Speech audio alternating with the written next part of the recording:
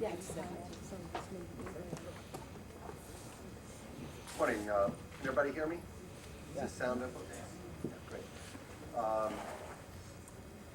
My name is Willie Fontenot, and I'm chairman of the board of Lean, and I want to welcome everybody to our annual meeting. I think this is our 9th annual environmental conference. We have a number of speakers today, and we're going to start out in a couple of minutes. And if somebody could make sure everybody who's out there comes in. Morning, Charlie. There's some nice folks here. Been involved for, like, you've been involved about 40 or 50 years, I think. Trying to save the Atchafalaya Basin and a few other places. I just got back from, I was up in Tennessee yesterday meeting with some folks from across the United States, and it's a collection of about 40 groups like Lean who were meeting to try and figure out how they get better organized. And I mentioned that there was a nice man who was running for governor of Louisiana, and people from Alaska and California and Maryland wrote out some checks, which I will transfer to the campaign here.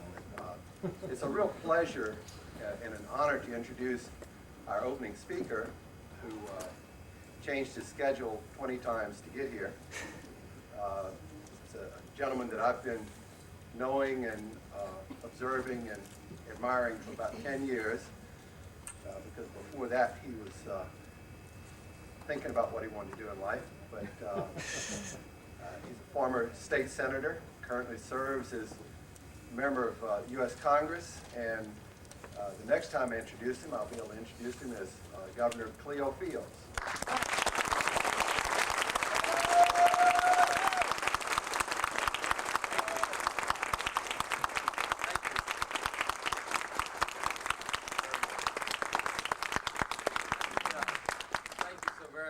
For that introduction. I want to give a synopsis of my schedule today so you can see why I'm going to have to probably rush out in a few minutes. At 9:30, I was supposed to be boarding the plane to go to Alexandria, Louisiana. The campaign there for about 3 hours, and then to Leesville, Louisiana, then to Natchitoches, Louisiana, and then back to Baton Rouge. So we're trying to do a minimum of 4 to 5 parishes a day. And if I tell you yesterday's schedule, you would probably faint.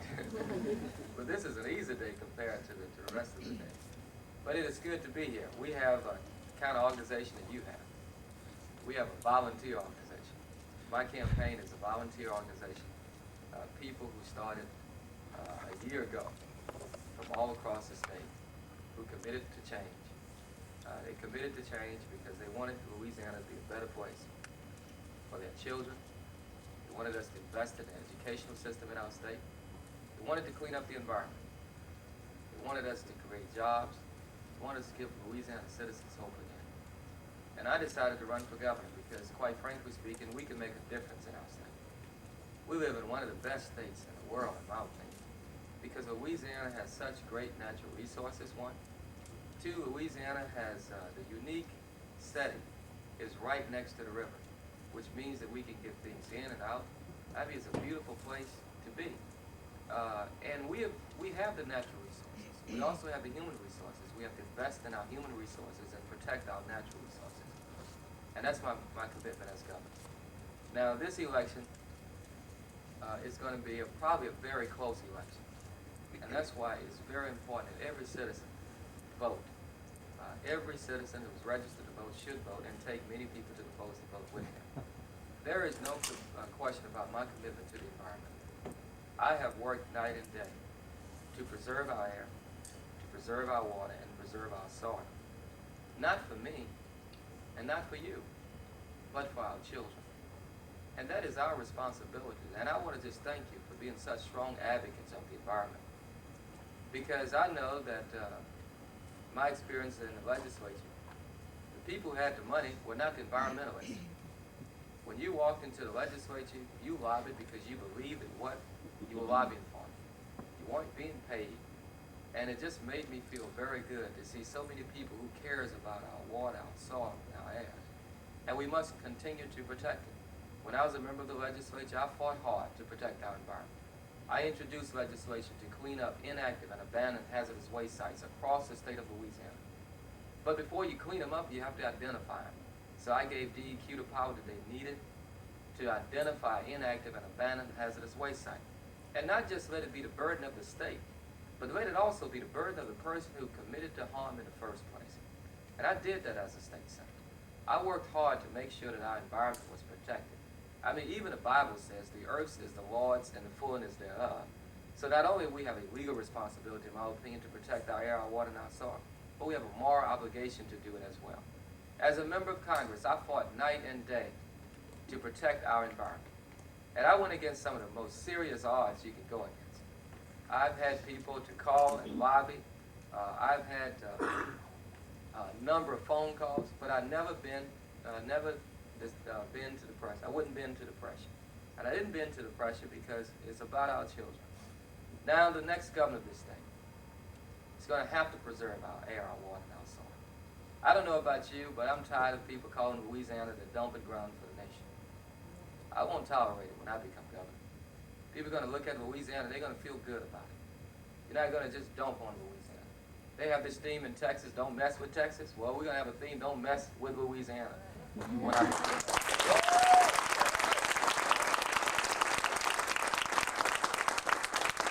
And let me tell you how strong my commitment is to the environment.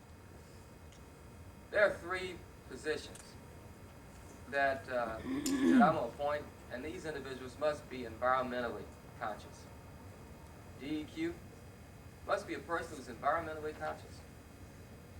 And I'm going to be leaning on organizations like Lean. And other organizations, environmental organizations. You're going to be a part of transition. I'm not going to make decisions behind closed doors. I'm not going to surprise you. I'm not going to elect.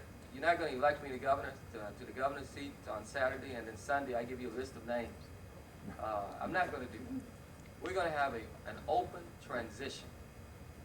And this transition team is going to be open to the entire public. But I'm going to choose groups. And I'm going to have those groups to submit names to be a part of the transition team. It'd be crazy for me as governor of this state to try to appoint Secretary of Wildlife and Fisheries, Secretary of DEQ, Secretary of Natural Resources, and not get the advice of this organization and these organizations. It'd be unwise for me to do so. So know, as your governor, you're not going to be knocking on the door, trying to get in and listen to the conversations in terms of what's taking place about appointments. The door's going to be open. And you're going to walk in, and not only are you going to be able to hear, but you're going to be able to participate because you will sit around the table and help me make those decisions. The next thing, I know you don't have much money, and I know about odds because I was born against the odds. But let me tell you, you're not going to have to spend a bunch of time in the Louisiana legislature fighting because you know you're going to have a governor who will veto legislation that's not in the best interest of the environment.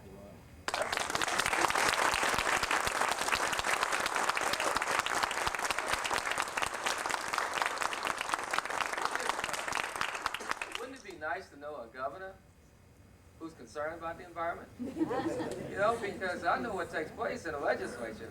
It gets tough sometimes. But to always know that if this bad piece of legislation gets to the governor's desk, we know that our governor will veto it. Now, when I become governor of this state next Saturday, or Saturday coming, let me tell you, there are going to be some different attitudes in Louisiana. We're going to start protecting our environment. And we're going to look at Louisiana as a state of progress, as a state that cares about its children, as a state that protects its resources, as a state that everybody can be proud of. No longer the dumping ground of this nation. Now, I understand there's a balance. I don't want to run business away. Yes, we want business in Louisiana. But when you come to Louisiana, you got to be responsible. And you can't pollute.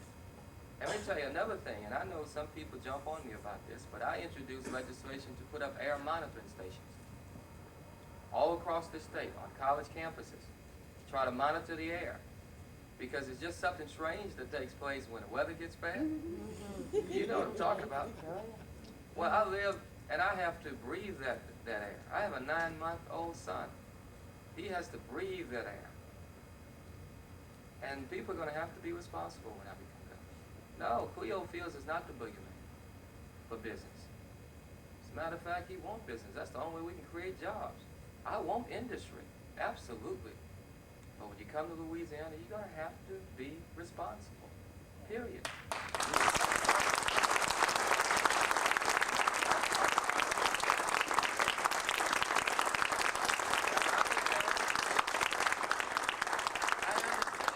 Politics is the art of compromise. That's what they taught me, Ms. Robinson, at Southern at college.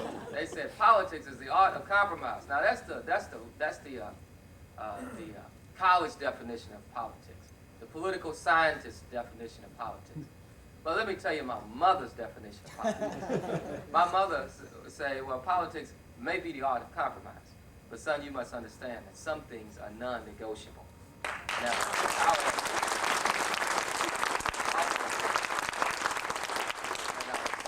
is non-negotiable. And I close by saying this.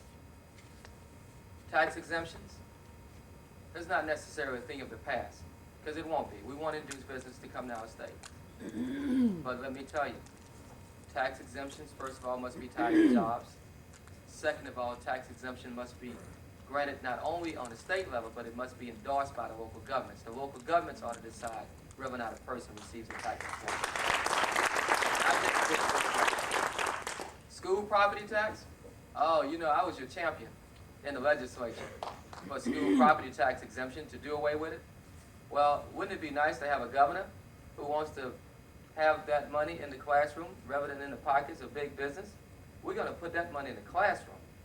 You know, I mean, we talk about the kind of schools we have in our state. I think it's almost unconscionable that we let businesses get away with not paying school property tax, and we got schools that are falling. And we have to change that in Louisiana. We have to invest in our children. So thank you so very much for being here. I see my mother is stepping up with this nice rose and all that stuff. So I know when to be quiet. I wanted to say one thing. Senator Foster was invited and sent a letter that he was unable to attend. So I think that sends a big message to us. And we thank you, Congressman Fields, for making time, because I know how his day has been. I've been trying to get through to your folks, and they're wonderful about answering me, but he is everywhere all the time. But apparently you have many lady admirers who sent you roses. We hope this isn't taken as a big campaign donation. Nonetheless, they sent you their love and admiration with these roses. And also, remember, Congressman Field was on the Lean Honor Roll every year, and the League of Conservation Voters gave him an excellent record, and we're very, very proud that he was able to kick off the conference today.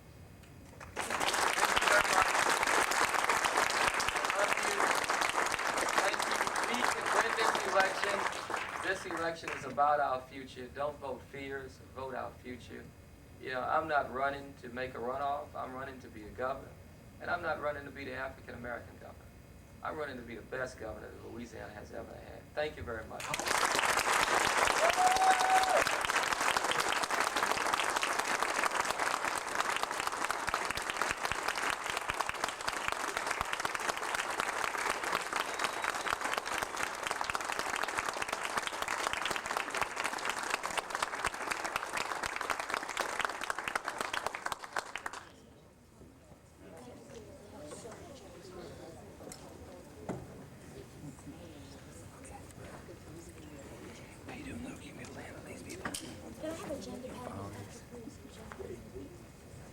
Wow, what a way to start, huh, guys? Yeah, good morning. Everybody awake? Yay! Another Lean conference getting ready to get under our belt. We can have a good day this morning. And as I mentioned to you, you'll see on your agenda, Senator Foster was invited and was unable to attend, so we're just going to move right on forward with the rest of our wonderful program. We'd like to begin our conferences with you, everyone, where you take a minute to introduce yourself and tell us where you're from. We can't go into the issues, but at least everybody will know where the folks are from. You mind? We'll start right over here to our left. You can follow people as best you can. Lillian. Right, okay. You okay? Willie's directing me. Your Lillian Zooms are Bayer, right here. Grand Isle Live. Stewards of the Environment. Welcome, Lillian. Carol Glover, Kenner, Louisiana, WBL. I'm Jean Westbrook with Women for a Better Louisiana. I live in Metairie. Ellen Winchell from St. Tammany. I work on school pesticide issues. Elaine Como, Wagaman, Louisiana, and we're fighting landfill issues. Bob Como, Wagaman Civic Association. Walter Wright, North Baton Rouge Environmental.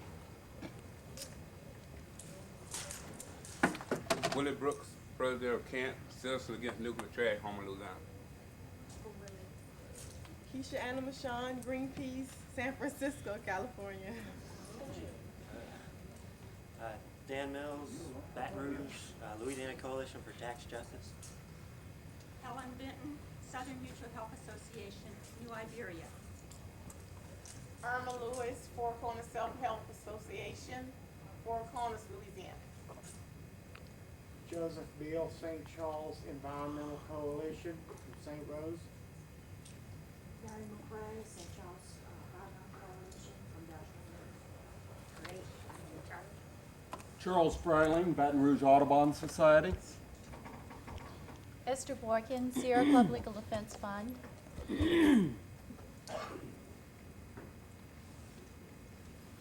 Barbara Dodds, League of Women Voters of Louisiana, St. Tammany.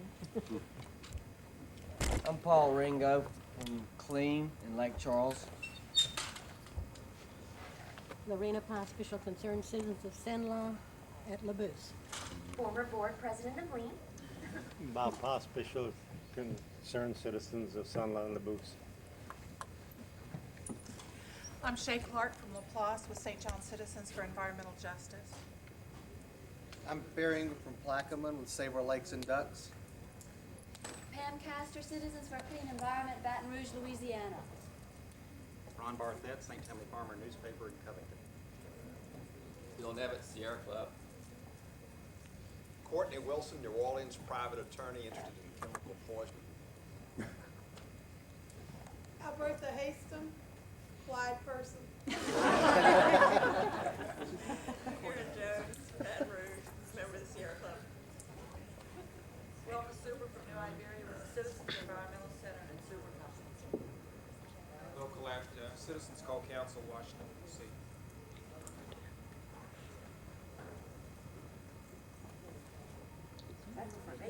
Doesn't matter. Natalie Walker, Sierra Club Legal Defense Fund, New Orleans.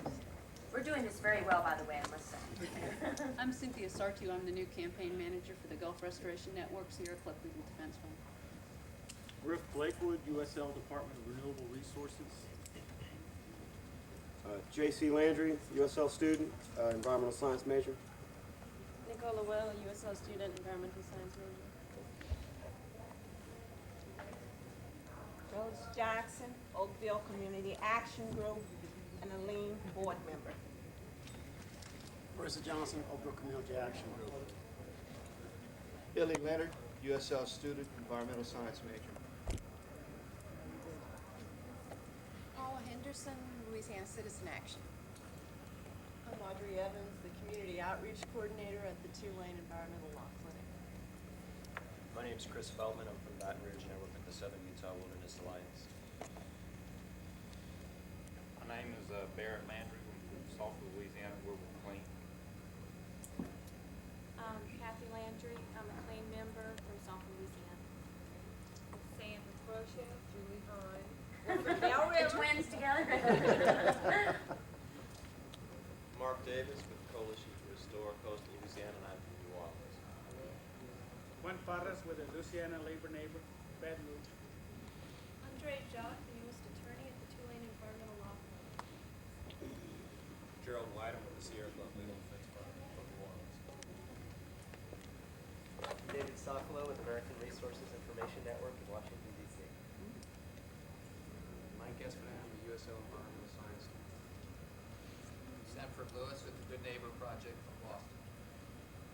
Jerry Spear in New Orleans, Tulane Institute for Environmental Law and Policy. Please pick up one of these green flyers outside about the conference in New Orleans in February. Daryl Malik Wiley, Sierra Club, New Orleans. Gunter, University of New Orleans.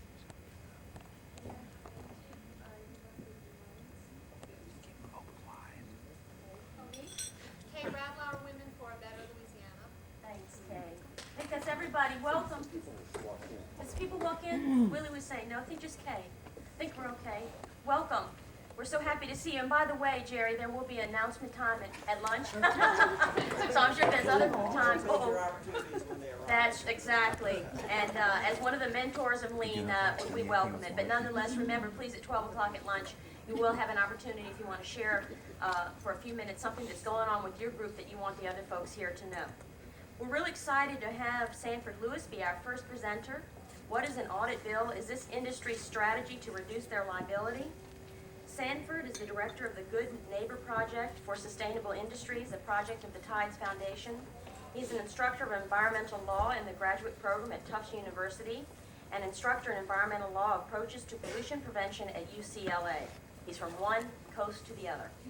As an attorney, his clients have included local grassroots environmental groups, as well as many national organizations. He has authored either all or part of the following publications: Fighting Toxics by Island Press, Border Trouble, Inclusive by Design, as well as policy reports from Poison to Prevention and Shadow on the Land. Please give him a warm Southern welcome, Sanford Lewis.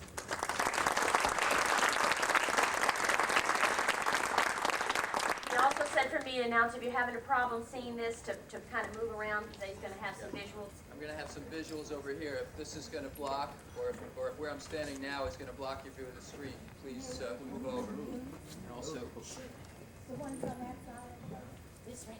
No, the other one.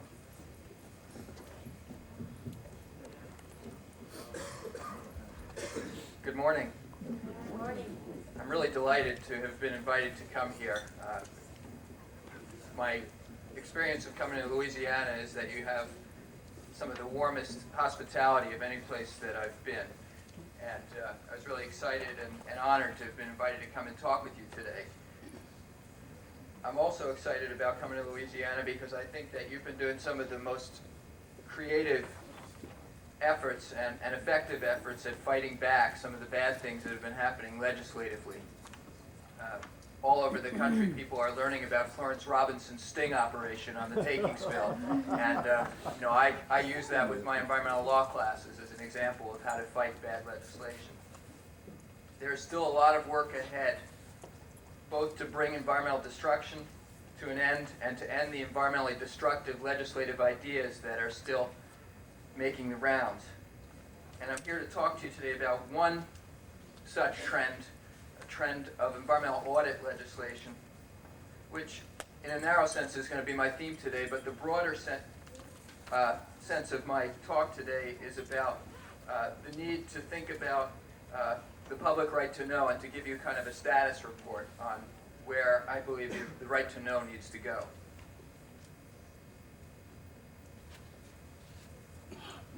Today, our right to know is on the defensive with a new wave of environmental secrecy legislation that has been sweeping the country.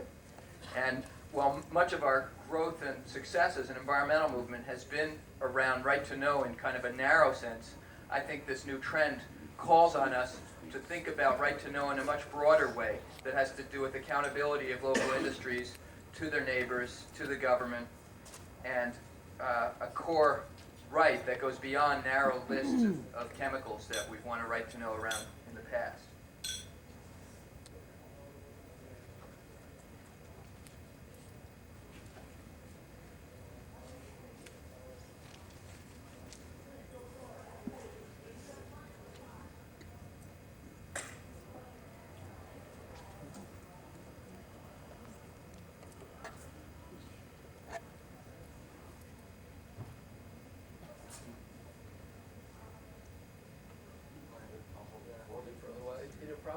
It holds eventually.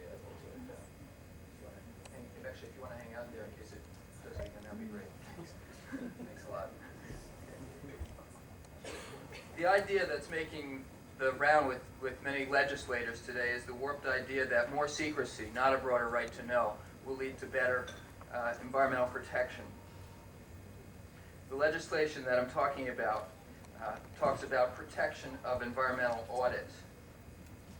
An environmental audit is, in a broad sense, anything that evaluates environmental compliance at a local industry. And you go from company to company, and what they mean by environmental audit is very different from company to company. While it may focus primarily on environmental compliance, it could also relate to pollution prevention, accidents, toxic use reduction, a lot of the things that we all care about when it comes to the environment. I think that we all would agree that environmental audits are a good thing and that it's desirable for companies to do them. But in a sense, they're also an obligation of companies because it's a routine tool for getting into compliance. And companies, of course, have already an obligation to come into compliance.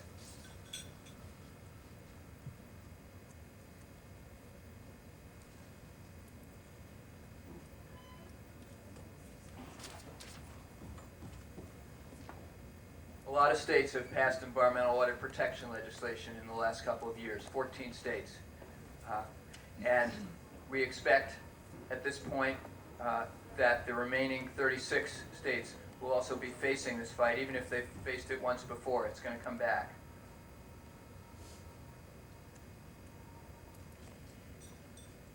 What's the difference between gray and black? Gray gray in this map is states where bills are expected imminently, but there are actually, this map changes every week or so. There are a number of states that are fighting the bill right now, this week, that are not listed on this map.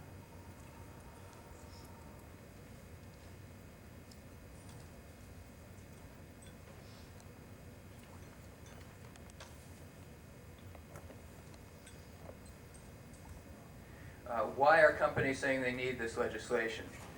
They're saying that exposure to enforcement by government necessitates some kind of protection, that complying with environmental laws is a complicated thing, and that if companies want to comply with all the laws, they need to put their evaluations in writing. And if they put their evaluations in writing, they fear that prosecutors will use their written evaluations as a roadmap to take enforcement action against them. They also say, if we do conduct an environmental audit, and if we fix the problems that we find, and then announce it to the government, that we may be punished by the government for having self-disclosed our violations.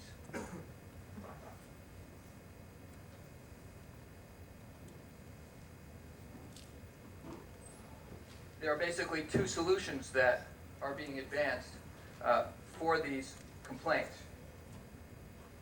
The first solution is something called privilege, and that means a right of concealment of environmental audits in this broad definition. And the second is the idea of immunity against penalties.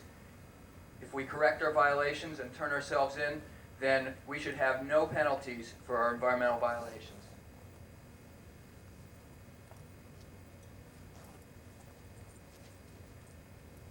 In further support of this idea of protection, companies are saying what is undeniable, and that is federal and state bureaucrats are often too weak, or too few, or too weak-willed, that's the one they don't say, to actually go and detect and correct all the violations that are happening in industries. And I'm sure that most of you here would agree that that's often the case. But their conclusion about what to do about that problem is to shift from government enforcement to self-policing by industries. So if government can enforce now well enough, the solution that's being proposed is to give government a blindfold and think that government is going to be able to do better enforcement under that circumstance. So one question is, at what price should we encourage industries to do environmental audits, if we need to encourage them at all?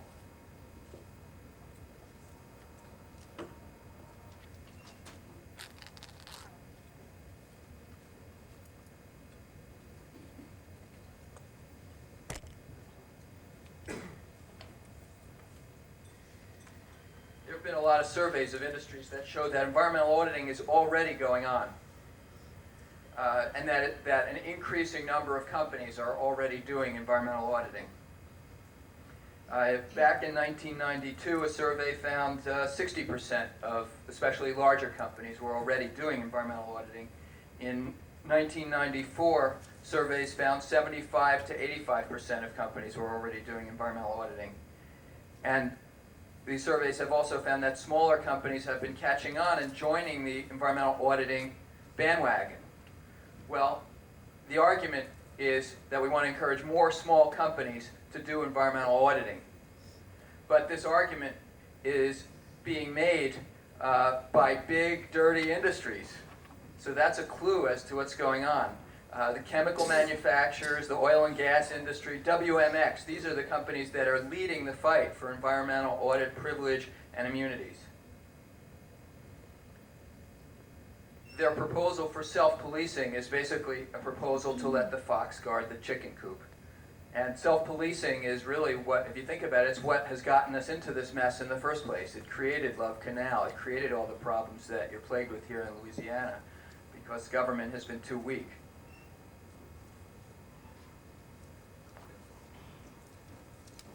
Many of us have been fighting for kinds of information that are now endangered by Environmental Audit Protection Acts, that are going to be sealed away from public access. Examples of this information: knowing what kind of violations are going on at local facilities, knowing what emissions are coming out of the facilities, pollution prevention data, accident hazard data and prevention data. Whether the company is adequately investing in sustainable operations.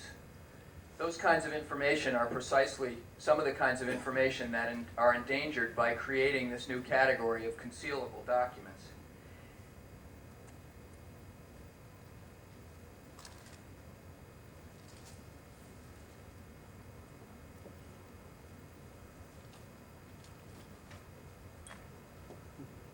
The most important thing for you to realize is that when we create a category of documents that are concealable,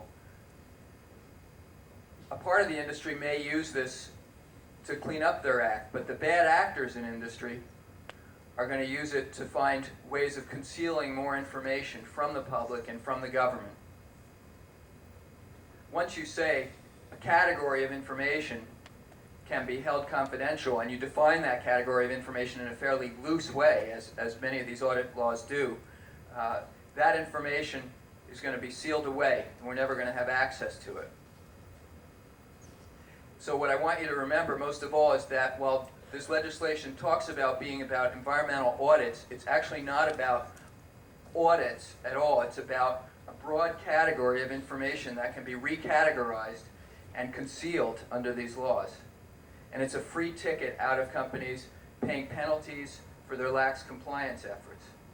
It will provide strong cover against government enforcement, against tort suits, against citizen suits, as companies recategorize more and more information into this category of audits. The legislation has been portrayed as green legislation, but consider the effect that it will have on actually green industries. Companies who play by all the rules, these companies are going to be competed against by companies who can use this legislation in extremely abusive ways. For example, a company who's a laggard, who never has bothered to invest in environmental measures, under the immunity provisions, they can now say, well, we're expecting an enforcement action to be taken. It's time for us to go and do an audit and turn ourselves in, and then not have to pay any penalties. So what this does is it ends the idea of a level playing field. The good companies are going to be competed against by those who can benefit from what this legislation does. Industry says we're putting safeguards into it to prevent that from happening. And it's important to look at those safeguards and see them for what they are. For example, the idea that you have to correct the violation before you get immunity, or if you do an audit in anticipation of an inspection coming, then you won't be eligible for this immunity or for the privilege. Or the idea that a judge will have access to look at the audit, even though the prosecutors and citizens and everyone else will never have access unless the judge grants permission. That the idea that the judge will be able to look for fraudulent purposes, for example. What they're really talking about is creating an elaborate cat and mouse game. And the mouse has a vast number of arcane legal doorways and alleyways in which to hide. So the company does that pre-inspection audit and disclosure, and then it's up to the government to prove that that's what it was about. And the government that already doesn't have the resources to take enforcement now has to try to prove in court that that's what the audit was really about. The idea that judges are going to pick up on these kind of frauds without having citizens or prosecutors go over these documents, that's a real fallacy too, because what we're talking about is large technical documents that judges have no expertise on suddenly being plopped on their desk and being asked, do you see any fraud in this?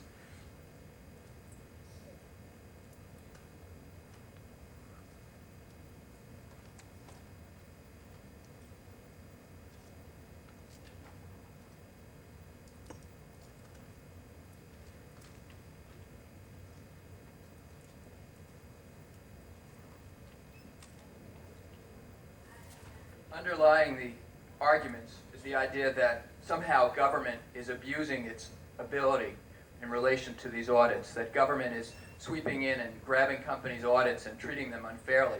But that just hasn't been proven to be the case.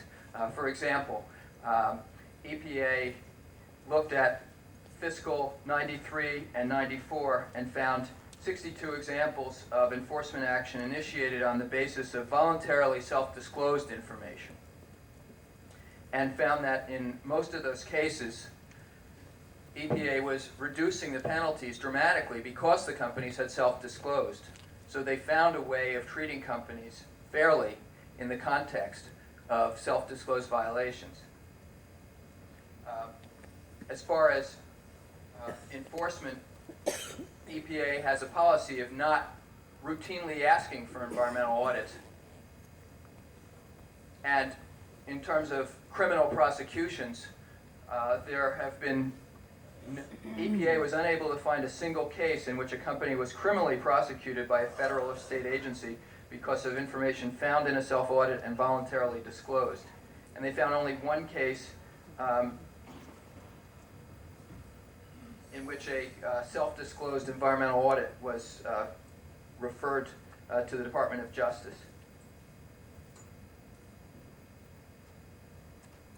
For a criminal prosecution in that case. Under pressure on this issue, the mounting pressure in the states, EPA has bent over backwards in the last year to try to address the perceived unfairness of it by establishing a policy on self-disclosure of environmental audit results.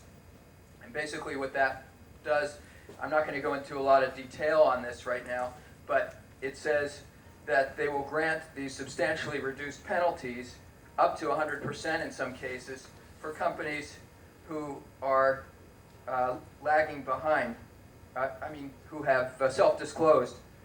However, any company who's lagging behind has led to economic benefits for that company. If they've profited from not complying with the law, then they have to pay penalties for the amount that they've profited by lagging. And that's a very strong difference from many of what most of the states have enacted. And EPA's policy, this mitigation policy, as opposed to an immunity policy, is viewed by EPA as a better alternative than either privilege or immunity. EPA is very concerned that the idea and all this legislation that's being passed in the states is going to create enforcement havens, law-breaking havens, states that will be much less stringent in their enforcement because they're going to be crippled by this legislation.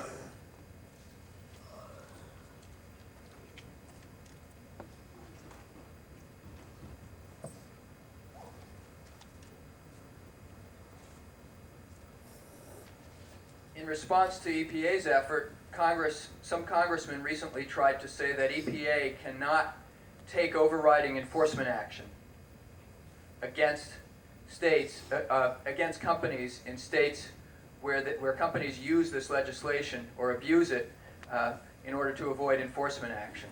But this has been defeated, and other legislation that's been pending in Congress has been, for the moment, tabled. Things were moving, and now they've been stopped in Congress. What that means is that legislation is expected in all the states. It's expected to move back to the states for more activity. We need to continue working to defeat these bad legislative ideas on audit privilege legislation, but we also need to regain the initiative on the right to know.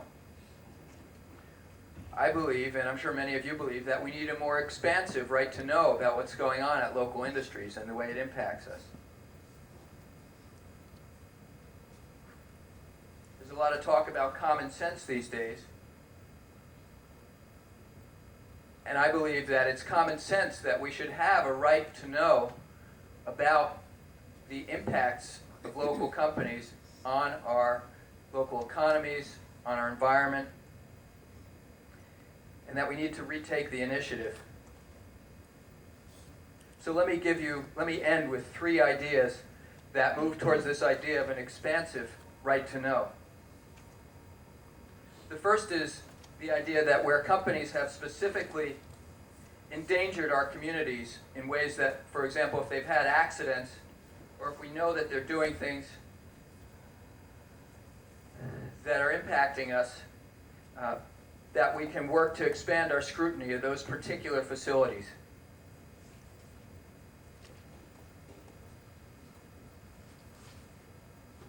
Many people around the country have begun to demand good neighbor agreements from companies that give an expansive right to know.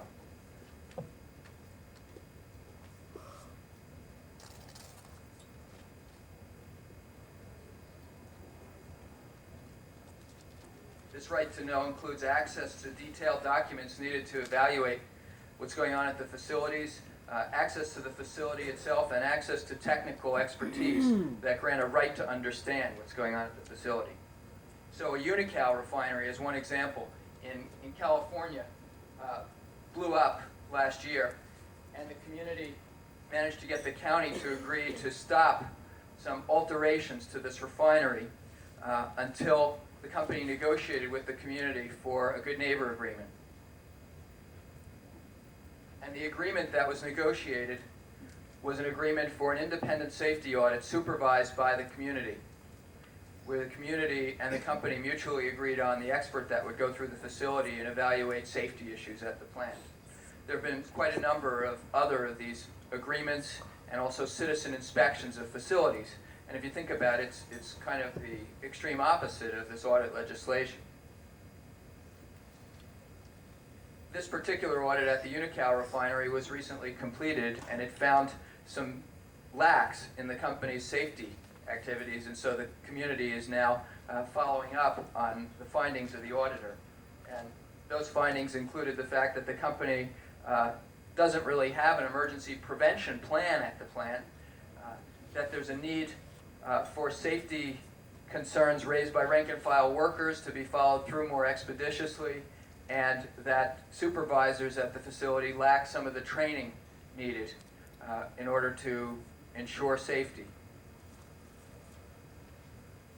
So this idea of directly trying to win the right to know around specific facilities is one approach in response and towards the idea of an expanded right to know. The second idea that I want to mention is the idea of an expanded right to know about corporate welfare.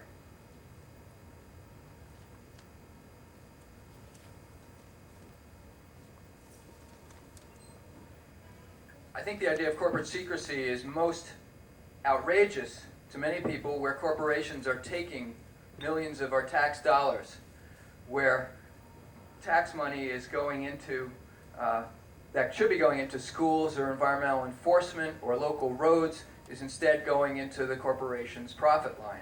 And that's an investment. And having a right to know is a matter of tracking our investment in those facilities. So one other avenue to focus on for expanding the right to know at this point is linking it with the fight around corporate welfare.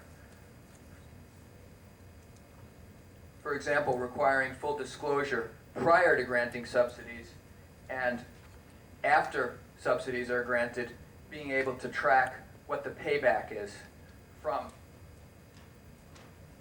the grant of subsidies.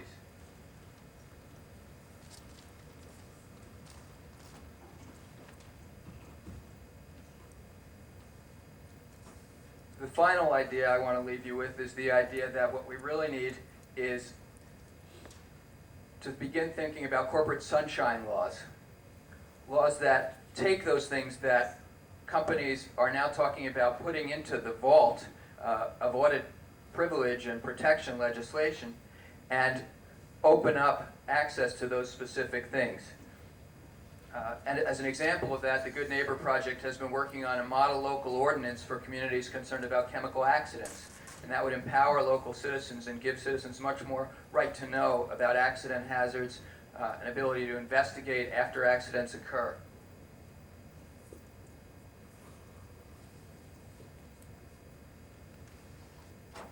I believe we can win on this right to know issue, in part because this is not an issue that cuts across liberal or conservative lines of thinking. Even conservatives agree that a right to know is a fundamental idea that they can agree with, because if right to know regulates, it regulates most leniently. It's not an interventive or command and control type of regulatory approach. For example, Gordon Darnell, in a new book, The Making of a Conservative Environmentalist, said, "The critical point is for society to move toward an open dialogue about chemical discharges and away from denial and secrecy at all costs." I think I'll stop there and thank you, and I'll take any questions that people have.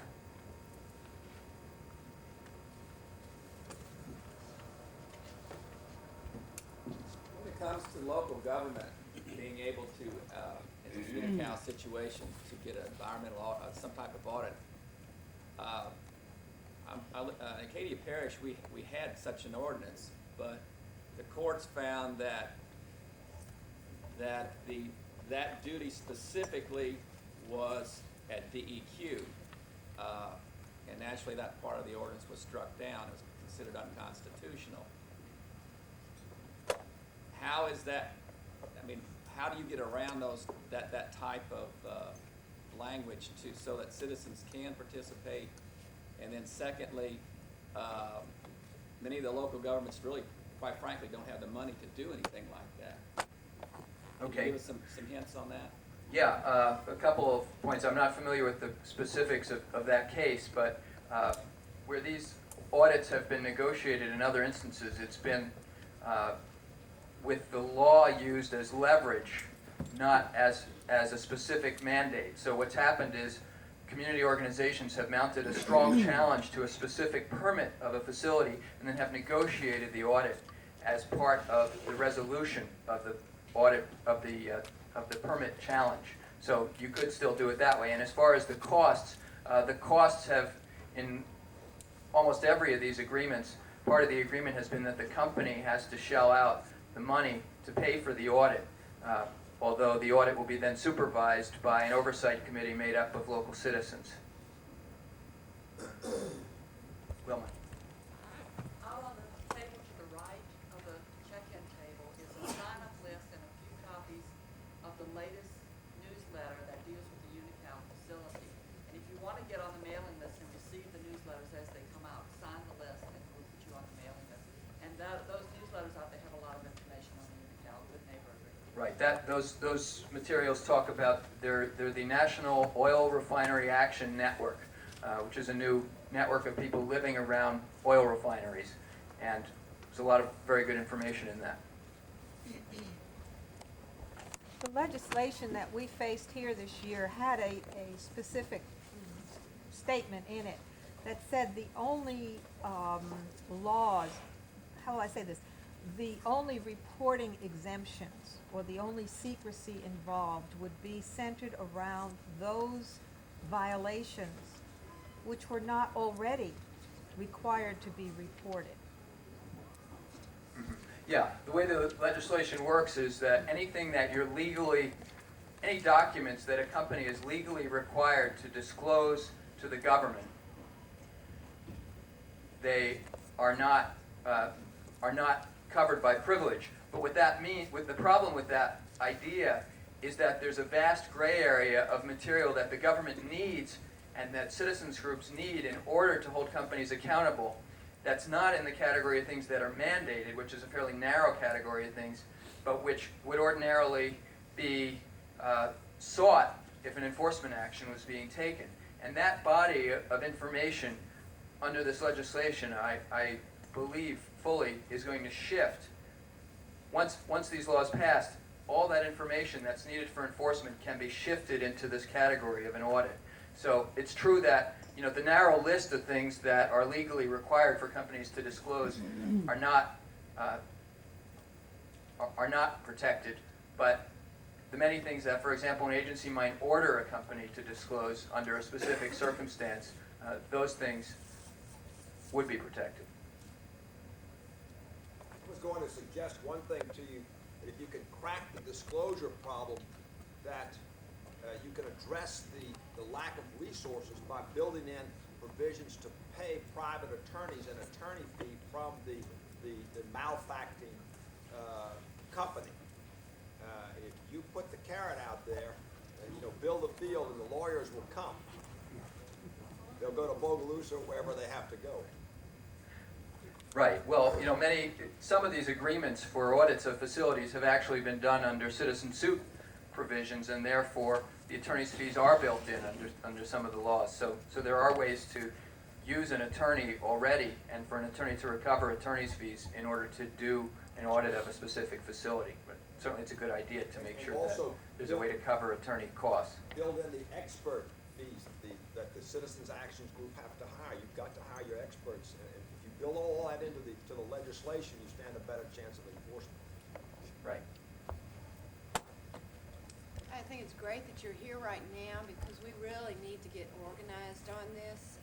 It's my understanding that the new legislation is on paper and ready to go as soon as the special session opens, which will be early spring most likely. So, and I think it's common knowledge that Mike Foster was very supportive of this legislation.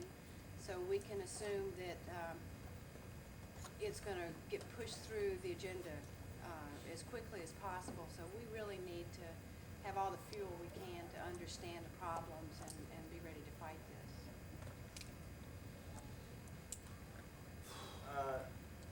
Your presentation talks a lot about the industry's concerns about enforcement actions as a result of these disclosures.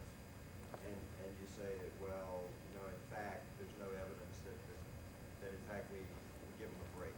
Okay, but I expect that their major concern is not really enforcement actions, but third-party lawsuits, right, from the neighbors' lawyers using this information to sue them, et cetera. And with all due respect to fellow members of my profession, I don't think that saying that, opening up new avenues for tort lawyers is a way to build popular support for legislation. What is the green response to that concern of corporations about, we're just feeding the tort lawyers? Yeah. Well, the response is basically that this is not, that again, the existing system hasn't been shown to be abused in that avenue either.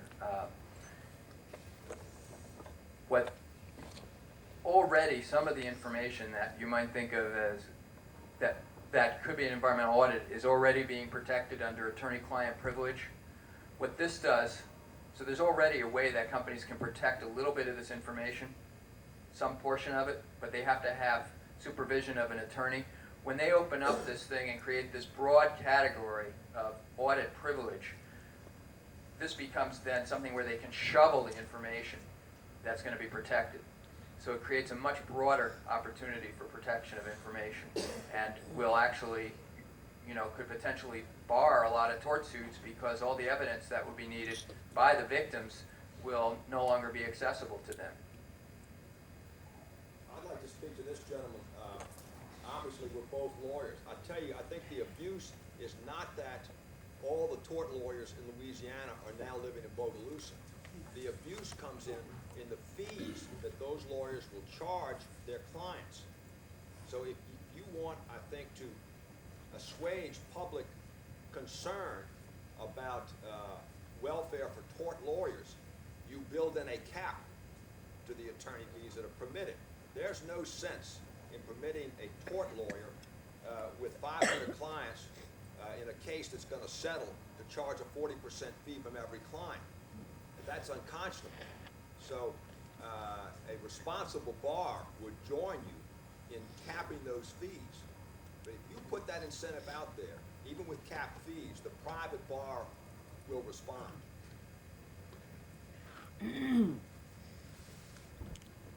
Just by way of example, in Lake Charles, we had an EDC leak from one of the local refineries where they admitted that the leak had been going on for 3 months, and after some attorneys started looking into it, they found that there were fluctuations in the levels that had been going on at least 7, maybe 8 months, and that there was another tank that had been leaking on the same property for months that they had not reported. And the very nature of EDC, because of its density and characteristics, has probably contaminated the Chico Aquifer, 200-foot sands of the Chico Aquifer, which supplies the water supply for all of southwest Louisiana. And I mean, we still don't know what's going to happen with that yet, but when they were forced to report to DEQ's just kind of patting them on the back and said, well, thanks for telling us about it and doing something about it. When this had been going on for months, and they did not say anything about it and didn't do anything about it, and now everybody's threatened. Right, and you can, if you imagine that somewhere there's a responsible competitor to that company, you can see exactly what we're talking about with the level playing field. I would caution against us falling into the hands of some of the corporate propaganda that we hear on this tax audit bill, and the threat of tort litigation is a biggie. In my opinion, we ought to be very careful in our approach to this. If corporations are saying, oh, but if we have to turn this stuff over, we might get sued for tortious injury to folks. In my opinion, if a corporation has tortiously injured somebody's person or property, they ought to be sued. Now, if we don't like the way the lawyers are dealing with those lawsuits, that's another issue, and we should deal with that. But if you've tortiously injured somebody, you get sued, and that information shouldn't be covered up.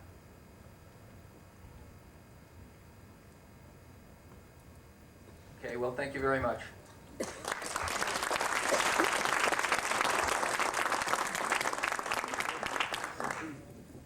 Thank you, Sanford. That was great. Did you feel like you learned a lot? How we doing? Okay, I want to remind you that we have door prizes, and we're going to do one door prize now. Be excited, door prizes throughout the day. A little touch there. Okay, somebody want to be the magic picker here? All right, door prize. The first one is the Environmental Gardener, Plants and Gardens, Brooklyn Botanic Garden Record, etc., etc. Came from Nature's Treasures. They helped us out with that. Charlie, you want to be the Vanna White for us? Yeah, there you go. Oh, I like it. Man, that made me thrilled. Okay. Everybody's got a ticket? All right, you want to read the number? 9629790. 9629790. There you go.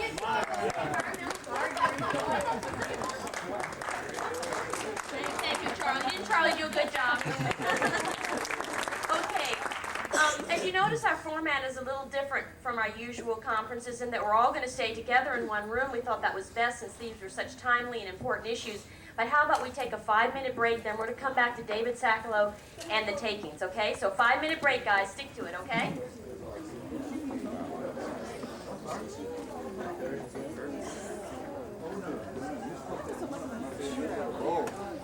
You'll never win. You'll never win. Let me go ahead. Yes, you will. No. No, they gave her both tickets. Oh, So right. I said you'll never win. No, that's right. Put them in there. Okay, cool. Okay. Now Walter went in. Now that's right. We've got plenty more to go, so don't worry.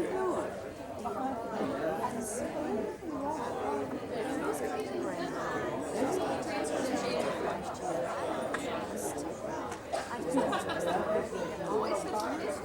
it okay? Oh, so what, Bill, you're filling in for Mike? I don't think he wants to take any contracts here, so he's not going to figure out today. More out of the way from here than, okay. Excuse me,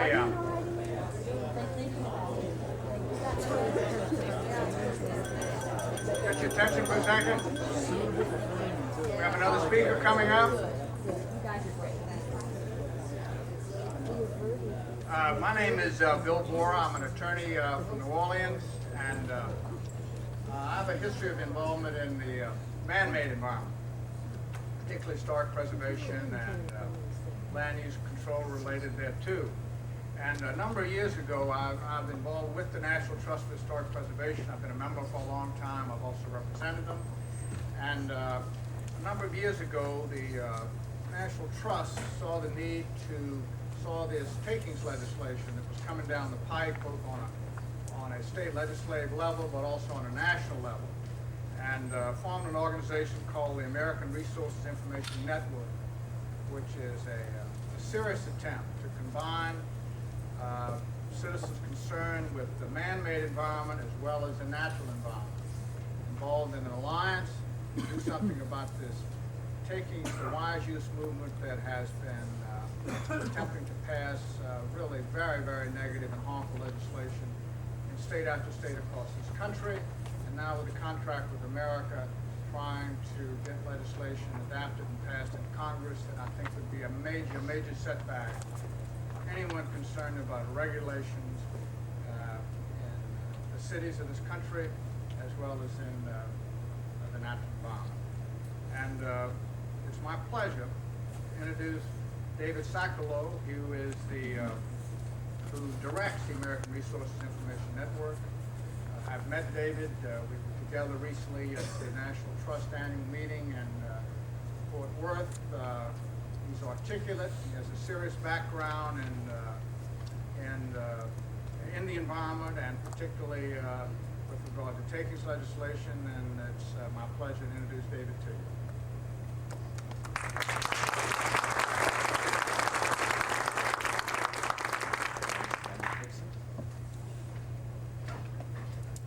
Thank you, Bill. Good morning, everybody. Glad to be here. Thank you, Mary Lee and Pat and everyone at Glean. I'm just very honored to have come here this morning. And again, just the hospitality has been wonderful. I feel it's sort of strange to come and talk about takings in Louisiana. You all probably know more about it than anybody. You have its foremost national proponent in Louisiana, Mr. Tozan. So I feel that you probably know about as much about it as really folks in any state. But obviously it has become, as Bill mentioned, this national campaign. It is a coordinated and national effort, and so it's important to examine it not just in Louisiana, but really everywhere. The other funny thing about takings legislation, especially in reaction to our last presentation, Sanford was telling you about industry and large corporations admitting that there are times when government's too weak and it doesn't have the ability to enforce enough. Well, here in takings, they're saying exactly the opposite. They're talking literally out of both sides of their mouths. This is, of course, takings legislation is the time in which is the example in which the large corporate interests and developers and others have really sort of tried to make the claim that government is taking people's property has gotten way out of control, and of course in the most extreme version of this rhetoric has become something like a tyranny. So I mean, they're making very serious charges, and it's important to examine the results of this and what we can do about it. I want to talk this morning just quickly about what is takings legislation. As I said, I imagine many of you in this room know a lot about it, and you all had a tremendous victory in the legislature earlier this year in defeating takings legislation in Louisiana, which there's a video which we will show at the end for those of you who haven't seen it. about the sting. But it's important just to sort of assess when this started and where it came from, and why this particular avenue has been chosen by anti-environmentalists, by corporations, by real estate developers, by others who are interested in pushing takings legislation. There have been largely two forms of takings legislation introduced in the last 5 years, and every state, but two now, has had takings legislation. Those two are going to have it in the next session. So by middle of the spring of next year, every single state will have had takings legislation introduced in its legislature in the last 5 years. The genesis of this obviously comes from some sort of a coordinated avenue, and the best way to figure that out is the fact that the bills all look the same. It's the same language every time. There's a variety of organizations in Washington, D.C. and other places that literally promote model bills that appear again and again and again. The first model was introduced in a number of states. It's the so-called assessment takings legislation, or takings impact assessment bills. These takings impact assessment bills require government, whenever it's going to start put into force a regulation, to first compile a study of how that regulation might impact property, might impact on private property rights. And these studies are either to be conducted, in some versions it's to be conducted by the Attorney General, and in some versions it's to be conducted by the agency itself that's interested in promulgating the regulation to protect our air, our water, our health, our safety, whatever. The obvious idea of this is to tie up those regulations, to keep them from being enforced for as long as possible, and to slow it down. The assessment legislation, which really was the first version of this and the first model that we saw around the country, was enacted by about 13 states, mostly in the early 90s, and has largely been, and this is important because you still see it, some folks haven't gotten the word, it's largely been eclipsed, it's largely been given up on by the wise use movement, by the business community.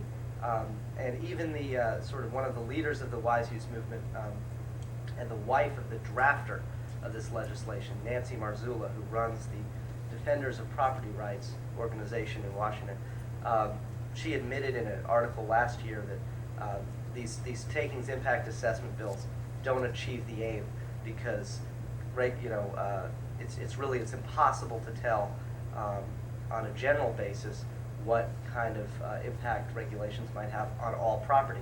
You have to get into the heads of every single property owner in the state, basically admitting what we've been saying all along, which is that takings legislation doesn't make any sense. You can't have one broad sweeping look at what regulations do to private property. You need to do it on a case-by-case basis. So they've admitted that. Now, instead of admitting that and going home and giving up, we wouldn't have expected that. They instead moved to this other model. You started seeing it increasingly, although it appeared in a few states prior to this. 1994 was really the explosion of compensation model legislation. Of course, that's what you all had here in Louisiana earlier this year. Compensation legislation says that if the government is going to regulate private property for the purpose of some kind of a health or safety or environmental standard, that those regulations, if they reduce the value, the fair market value of someone's property by some percentage, that then the government would have to pay, the taxpayers would have to reimburse the property owner. And this has a much more dramatic, or at least it's much more effective at accomplishing the basic aim of this legislation, which is to stop the regulation. Government clearly doesn't have the money each and every time that property owners have their value drop by some small amount. They don't have the ability to pay them for that. The example of that, of course, is if there's a property owner who owns a lot he decides he wants to put a hazardous waste site or hazardous waste dump there, and there's a regulation that says you can't do that. That lot is in an area that would affect the water table, or that area is residential or whatever. That person would say, well, gosh, I could have made a lot of money by having that hazardous waste dump. I could have made, several $1 million on this lot, which is only right now going for, several dollars an acre, and you owe me the difference. Notwithstanding whether, in fact, and this is another thing about compensation, that could be totally speculative. He could have had no indication or no real desire, no willing buyers for such a use of that property. He doesn't have to prove in compensation takings legislation that he actually was going to do it. He just has to prove that he might have wanted to, and so you can see the potential for abuse. And clearly, what would happen is government would stop regulating. They'd be faced with all of these lawyers to come back to a theme from earlier, coming in and making these outrageous claims without really having to support them. You've probably inferred the real idea behind this is not necessarily a belief in this takings doctrine, although obviously it's professed, but rather a desire to attack zoning and planning and health and safety and environmental regulations in an indirect manner. And so takings, not to be too much of an optimist, but takings legislation is actually a little bit of a good sign. It shows that corporations realize it's safer to attack these things indirectly than it is to go right at them. This allows proponents of takings legislation like Mr. Tozan to pretend that they really care about the environment and that they just want to stop the taking of property, and sort of try to shift the debate away from what may be good ground, what may be our strength, which is the fact that we're protecting people's lives, and people's health and safety, and try to shift it onto this other specious argument about property rights. And so in effect, this indirect thing is, I like to think of it like the old story about the neutron bomb. The neutron bomb would destroy the people without getting rid of any of the buildings. These takings bills would leave the regulations still on the books, would leave them intact, but make them impossible to enforce. And they get to pretend like, well, we're still leaving the environmental regs on the books. Why are you so mad at us? So that's maybe a slightly good sign about the fact that they continue to pursue and are eager to pursue an indirect approach to attacking our nation's environmental and health and safety and zoning laws. I've said it a couple of times, but it's always good to look at who benefits from something and who loses. It's clear who benefits from takings legislation. It's anybody who needs a permit to do something with their property, which is not most people. It's large landholders, it's large oil and gas and commercial real estate developers, it's home builders and realtors, it's timber and it's mining and it's other resource extractive industries. This isn't just a guess, obviously, it's not just supposition. They have poured millions and millions of dollars of money into trying to pass these laws in various ways, legislative campaigns, and of course, a couple of ballot initiatives that they've tried to put this thing on the ballot and try to get it passed by the people.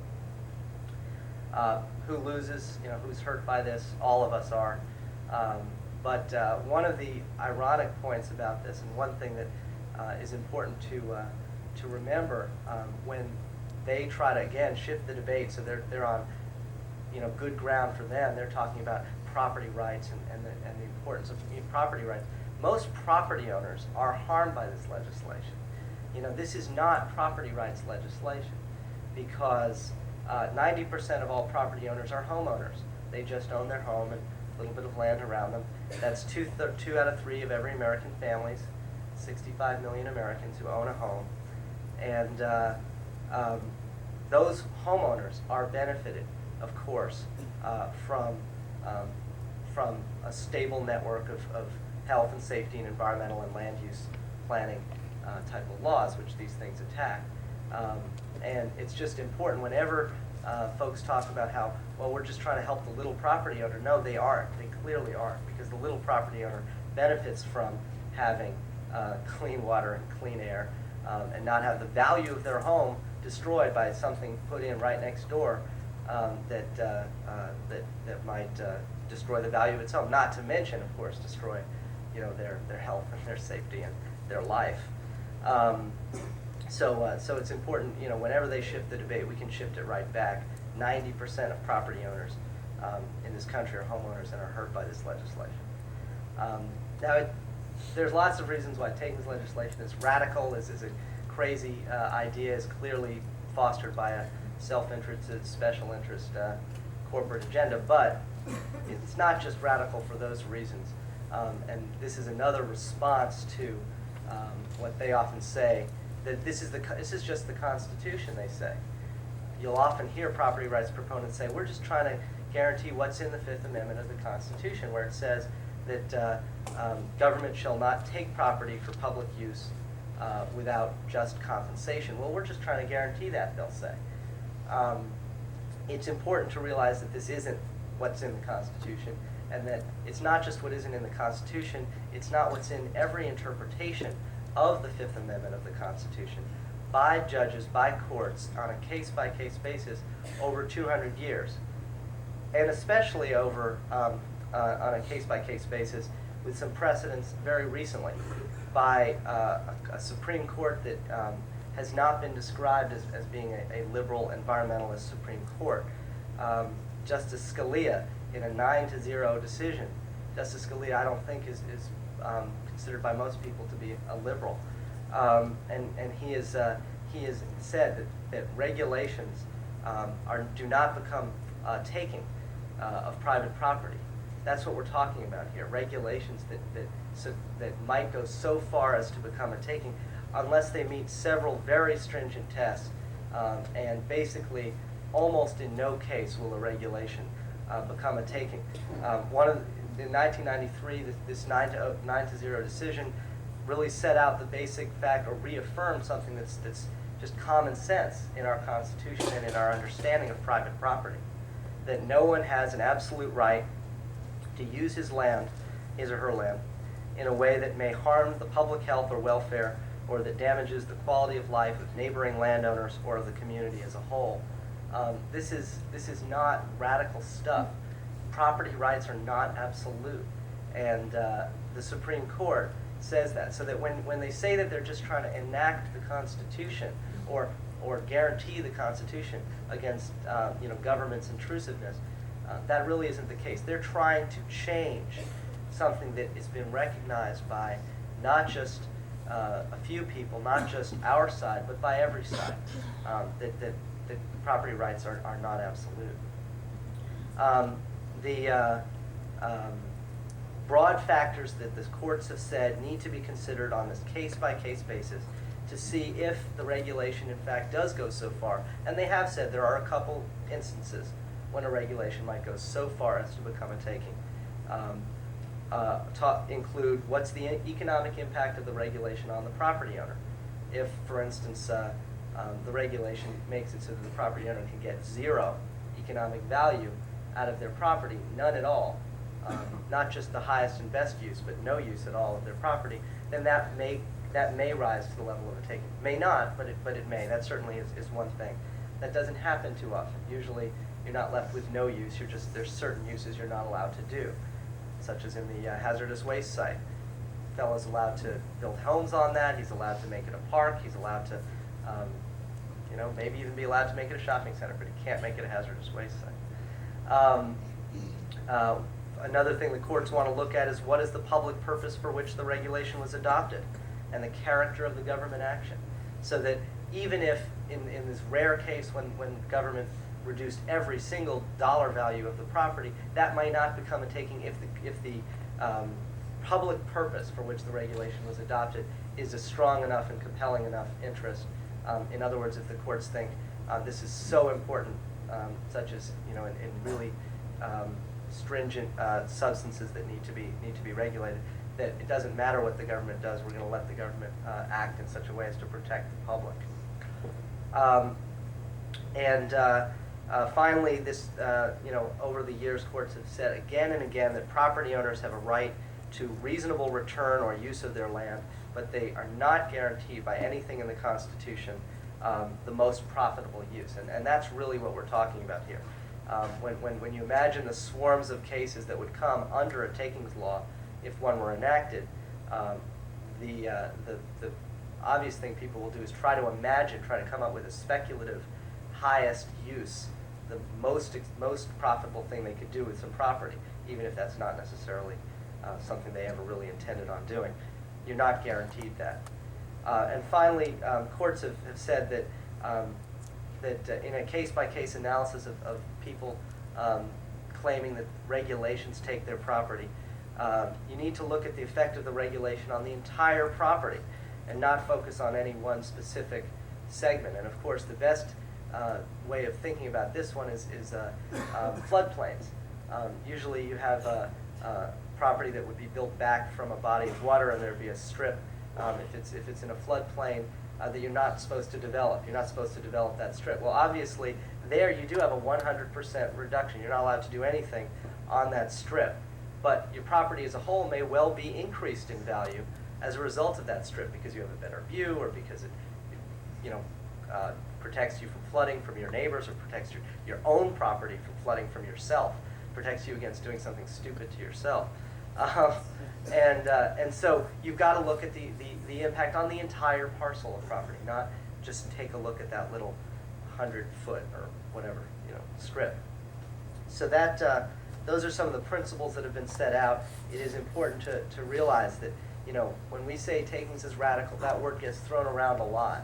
But takings legislation is radical because it's a radical departure from the Constitution and from the way it's been recognized by folks on really every side of this issue of what should be possible. Let me just talk about the experience in some other states, and then move on to federal legislation. But there's been numerous experience in other states, and we have some ideas on how to beat a takings bill. I'm going to leave the best for last. I'm going to leave the video of how the Louisiana bill was defeated for after the question time here. But there have been a number of other states that have beat a takings bill, and certain commonalities that have come up in each one. The first is coalitions, and that's really what I try to do, and what our organization tries to do, is just promote those kind of coalitions. Takings, the other side, the proponents of takings legislation, took on more than they bargained for when they started promoting these things. I've explained why they thought it was a clever trick to do this in the first place, because it's an indirect attack rather than a direct attack. But they didn't realize, they thought they were really just going right at the environmentalists and the environmental laws without saying so. What they didn't realize was, as Bill just pointed out, that a number of other interests and another of other public interest organizations care deeply about takings legislation. It's important to emphasize to a room of environmentalists, care just as deeply about takings legislation as the environmental community does. And first and foremost on that list, is folks who care about land use, the planners and folks who care about land use planning and growth management, and historic preservationists, identified this right at the same time as in the States as environmentalists were identifying this as a real threat to the kinds of protections that protect communities and protect from various forms of development, and that really sort of safeguard community values as well as safeguarding environmental and health and safety values. Labor unions have been a tremendous element of this coalition, because one form of regulation of private property for the public good are OSHA and other sort of workplace safety type of regulations. And these takings bills, most of them, the radical compensation takings model, explicitly targets those kind of labor rules that safeguard people's health and safety at the workplace. civil rights organizations and religious organizations have recognized the importance of getting involved in this fight because of the values that this attacks. One in particular on the federal level has been the Americans with Disabilities Act, which is a civil rights, which is a discrimination law. And there were several cases earlier when they were still trying this in the courts before they tried enacting legislation, where folks who owned property and it was impacted by the Americans with Disabilities Act, they were asked to expand the door to a restroom in an International House of Pancakes, in one example. And the owner of the International House of Pancakes said, you know, if I have to expand the door so that the wheelchairs can get in, that's going to mean I have to lose one of my tables in my 12-table restaurant. You're taking my property. Well, the Supreme Court, again, said, no, that's absolutely not a takings.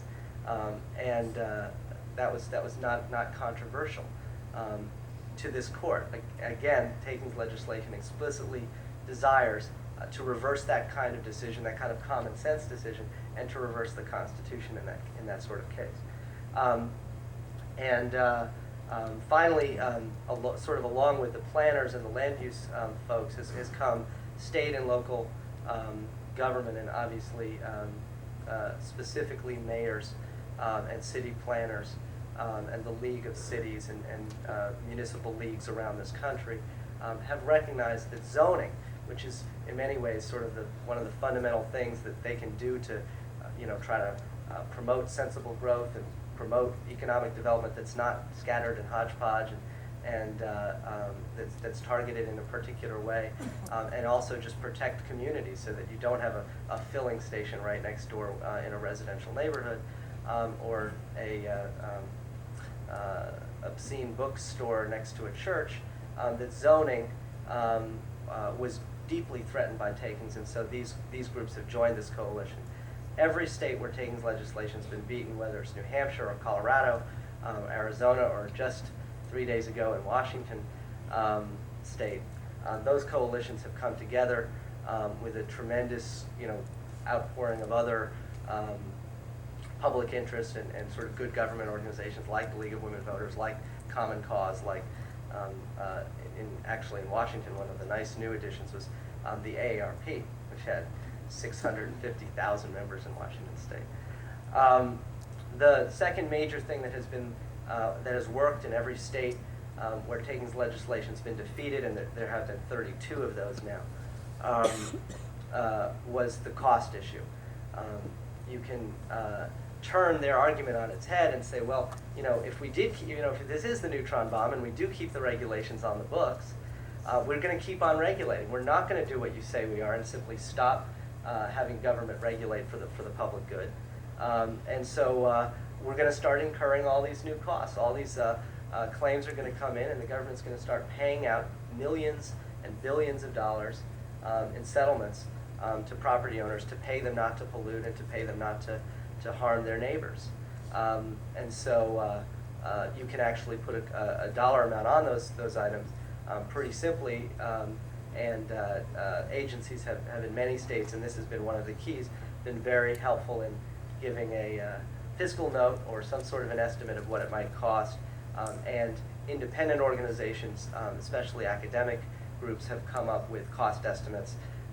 The number one reason the Washington State bill was defeated in a referendum on Tuesday by 60-40 was that the University of Washington, in a very nonpartisan and unbiased way, had all of these conservative Republican analysts figure out a very conservative cost estimate that ranged from $3 to $11 billion a year, and that sunk it. The third item is, of course, the wave of litigation, as was made clear earlier. You can generally impact public opinion about something by claiming that a flood of lawyers is going to descend if you pass something. That was obviously a key part of the lean strategy, if you pass it, they will come. And that worked great effectively. And so we'll see that in a minute. And then finally, of course, it's important not to fight only on these neutral or non-environmental or non-value-based, although obviously cost is a value, but not value-based grounds. It is important to also talk about the values of these regulations and of these standards and safeguards, that they guard our health, they guard our safety, they guard our environment, they preserve our natural resources for the next generation, et cetera. And so that has tended to be the strategy that has worked in a number of states and has worked particularly well in Rhode Island in 1986, in Arizona in 1994, and just last week, or just this week, in Washington State. Those are the 3 states in which this legislation's been on the ballot. And if there's one, I mean, I'm in a particularly good mood because we won so big in Washington, but if there's one piece of good news that came out of the Washington State experience, it's that they have realized that they can't win on this thing on a popular basis. In fact, there's I wonder if I have this quote. Well, it's in your packet. There's a Seattle Times article in which one of their proponents says, his name is R.J. Smith, he's of the Conservative Competitive Enterprise Institute, and he says, if the defeats in Washington and Arizona have taught us any lesson, it's that property rights leaders shouldn't take the issue directly to the voters through initiative and referendum. We should try to do it in a sneaky backdoor way. So that's good news.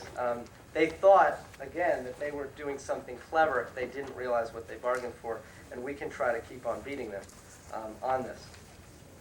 There are dangers, however. I don't want to be a Pollyanna this morning. Takings legislation is going to come back. It is expected to be introduced in at least 40 states in the upcoming legislative session. They will do it again and again and again, and of course it's now pending in Washington in the Congress. There are a couple of dangers I want to highlight. One is that they've actually started to catch on, as you can tell, to the problems with this proposal. In Texas, which passed a law this year, they eliminated at the last minute the whole cost argument. They met our cost objections by saying that instead of getting paid when government regulations, when standards and safeguards reduce the value of your property, you just get a one-time automatic exemption from that standard or safeguard, a waiver. And so there's no cost to that. Oh, well, there's terrible human cost to that, but there's no cost to the state taxpayers to that. And so they snookered us on that one, and we have to guard against that sort of waiver bill. That's really going to be the third model. After assessment, after compensation, you're going to start seeing takings waiver bills where instead of getting the payment from the government, you just get an exemption from the law that you're complaining about. And the second one is, it was in Florida, and I want to say this diplomatically, but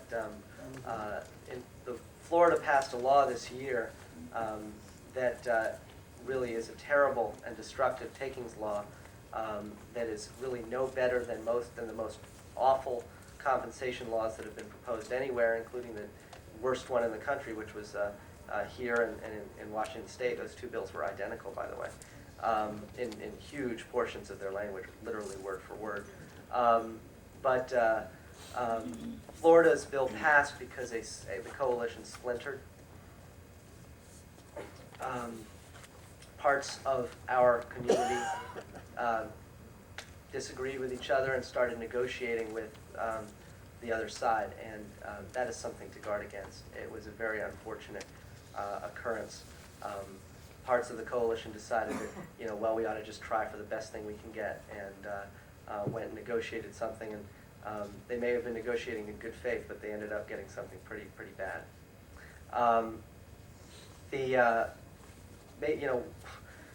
One of the things that we have learned from these defeats is what the effects are going to be of these bills that we can measure. And those effects are starting to be measurable. Also in your packet, you should find this Wall Street Journal article, which is about Florida, and which has specific examples already. A bill that was just passed in May, and it just went into effect a month ago.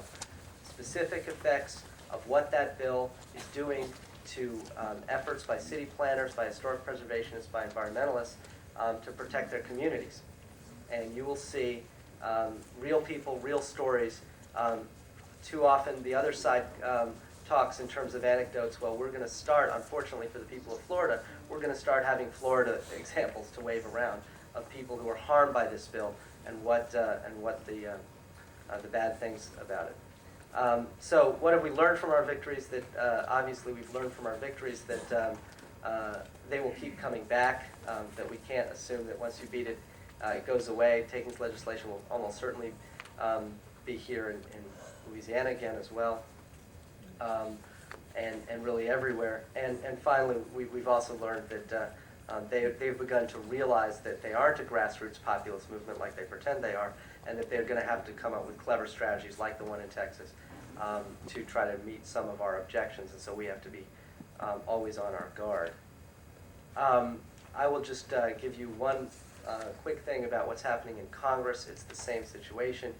In the 104th Congress has this takings legislation.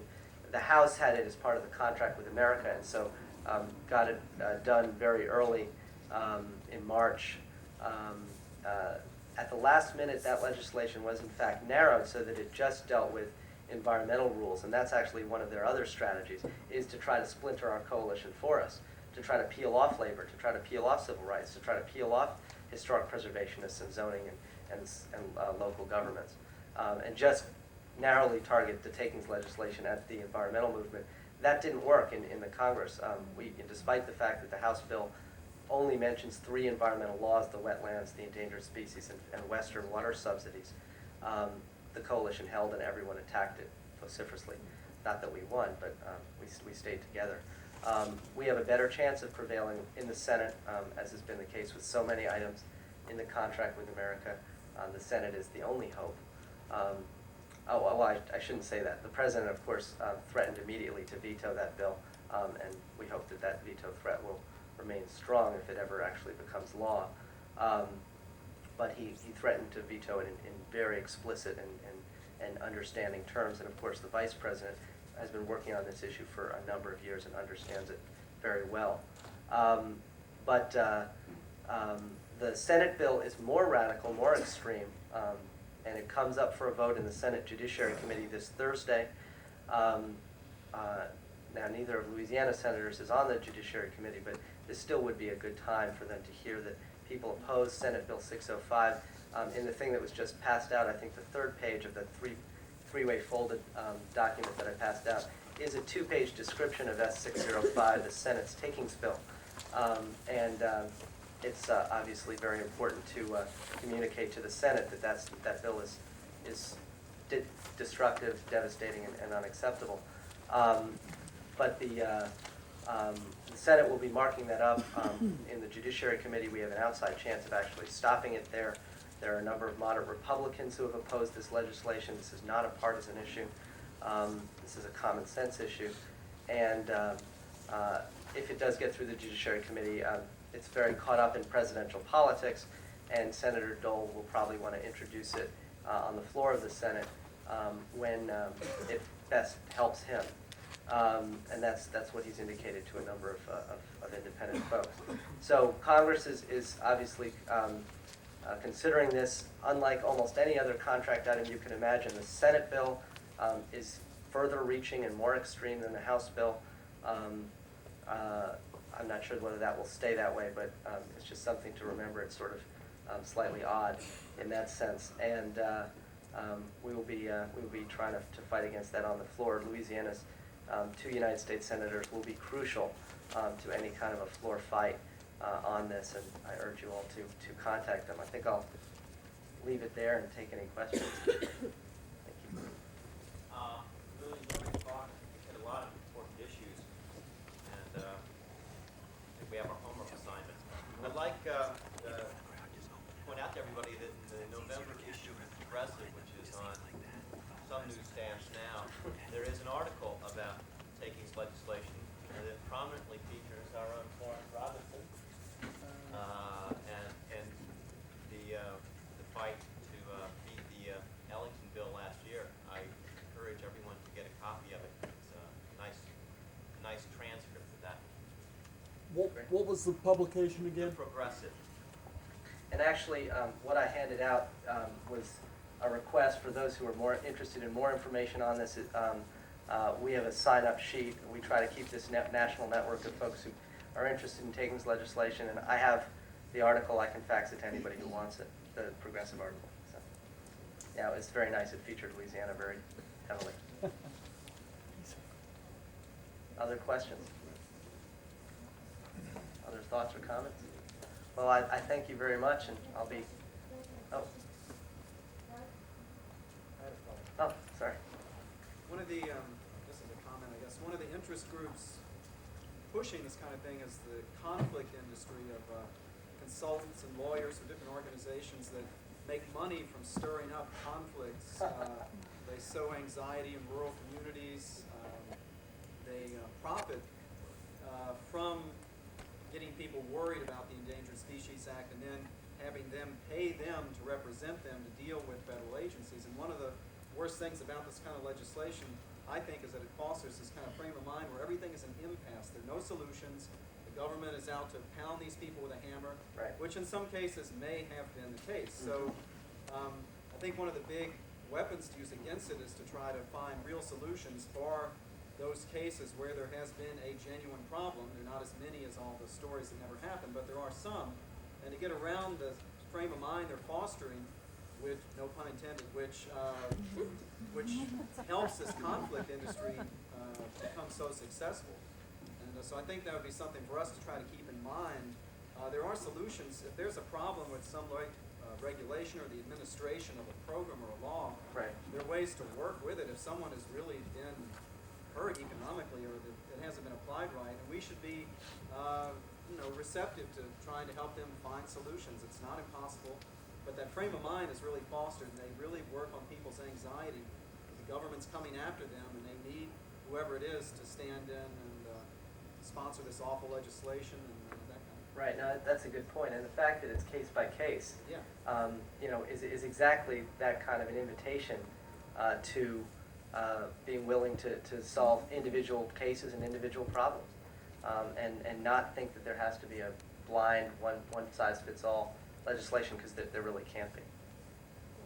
In Louisiana this year, an agricultural takings bill passed. Right. That applies to agriculturally zoned land. And we've already seen some effects of this, at least a proposal for the West Bank of St. John Parish, which is prime development territory now. It's very close to Chack Bay, where Tozan comes from. There was a proposal to rezone all of the residential property to agricultural, and that was defeated by the local environmental group. And I'm wondering if that sort of piece by piece approach has been taken in other states too. In one other, in Mississippi, they have the same exact law, different percentage threshold, but it's the same exact law. No other state has done that. Just targeting certain uses of land, timber and agriculture to be specific. It was a very clever, again, another clever way of dealing with when they get defeated. They come up with another way of trying to get this through. And to the extent that there are examples of how it has started to impact people, obviously those will be helpful in arguing against it both here and elsewhere. David, I thought you did a terrific job of explaining what this area is all about, which is very difficult to explain, but it is. It's something you lose from time to time. But I think in looking at this issue over time, there are two things that begin to sift through. One of them is there's a need somehow in this argument to take the offensive as opposed to always be on the defensive. It has to do, they took the initiative at the outset, the Wise Use Movement did, and ever since then it's almost like people that are concerned about regulations have been on the defensive. And I think two of the things that flow out of this, as you think about it, is number one, the prime motive behind the Wise Use Movement is greed. It's not simply the profit motive, it's simply to make as much money as possible for a very few. That's one of the issues. And the second issue is, and this is what's extraordinary, this is an amazingly radical movement. It absolutely runs in the face of the whole history of the way this country has dealt with with private property. And people like Tozan have attempted to wrap themselves in the flag of the Constitution, as it were. And they are very vulnerable because of that. If you can once sift through the legalese in this and get down to the issue which you have, then I think you can take the offensive with this stuff. It makes their side absolutely really vulnerable, I think, over time in this issue. I couldn't say it better myself, yeah. I haven't been directly involved in this takings issue, but has there been much effort to, or much support, let's say, from a chemical association or utilities, or any? I don't see how they could ever, for example, build another greenfield chemical facility. And what I'm thinking of right now is the LES facility in Homer. There's property values losses all around there for this uranium enrichment plant. I mean, it just sets up a lot of problems for people who want to develop anything, even if they would be, not necessarily our allies, chemical associations, utility companies. I mean, how are they going to build another power plant of any sort? You're always going to have property value losses, and it would simply be another lever to go after them. And it seems to me, and having watched Ms. Robinson and others in this what we're going to be seeing here in a few minutes, the Sting. I mean, that was so potent, for those legislators that perhaps we should think about just getting a whole list of facilities. Or let me give an example of that. How is the government ever going to say Yucca Mountain in Nevada is going to be, we're going to keep high-level nuclear waste there for 10,000 years? I mean, that's going to have a property value effect, I would imagine. I don't see how they could possibly do that. So, Not long-term. that's a short-term hit. I know. Right. So that what you're saying, I mean, I think the answer, unfortunately, on their side is that these laws explicitly, I mean, it's a great point to make because these laws explicitly don't protect people from government inaction. They don't protect you from when the government doesn't stop the polluter next door from adversely affecting your property. So that's exclusively not right. It only stops the government from taking value from your property by its action. It doesn't stop the government. It doesn't compensate people for when the government, through its inaction, allows someone nearby you to lower your property value. It's unbelievably one-sided, and that's a point that we have to make again and again and again, as Ms. Robinson did so well in the back. Yeah, Gary, I wanted to ask you, are you saying suppose the government local government by ordinance permits a polluter to move in next to you. Now that's a private taking of property, but that's not inaction. The government has done something affirmative to impact your property. Yeah, that'd be a good way to get at it. But more likely is, I mean, that's right. And in those cases, we would be able to actually make the claim that people would be getting. That's the point that I was trying to make. Right. But instead, that's the government actively letting Yucca Mountain be turned into a nuclear waste depository. But more likely is when the government just stops regulating. See, if if the government is too weak or simply doesn't regulate, and then there's pollution, and then your property value goes down, let alone your health and safety are harmed. But your property value goes down of your home next door. You would not be covered for that under these laws. That's an excellent point, and I'm glad Gary raised that very example, because this coming week, or possibly the next week, but probably this coming week, the Republicans in Congress are trying to pass a bill that would fast-track a Yucca Mountain dump. And they've tried for years to get that, but it doesn't meet environmental standards, a Yucca Mountain dump. So they're trying to just put a little concrete pad there and ship all the high-level radioactive waste from all the nuclear power plants in the country, plus all the high-level waste from all the military and DOE operations that's not in use to Yucca Mountain, and set it right there. Nevada has made it illegal to import high-level waste into the state, but what do they care? One But- more, and then you're ready for the papers. But I just want to, I have some flyers, and if there are enough to go around, I want everybody to take one. There's some out on the table, and I have some with me. To call your congressman and tell them you oppose H.R. 1020. 1020, please do that. That's a good point. One last question, then we're going to show the state. And you might just add this takings argument if you talk to somebody. Right. The point about offensive is well taken. Is it possible that you can tell us how growth management legislation is 1020. faring right now?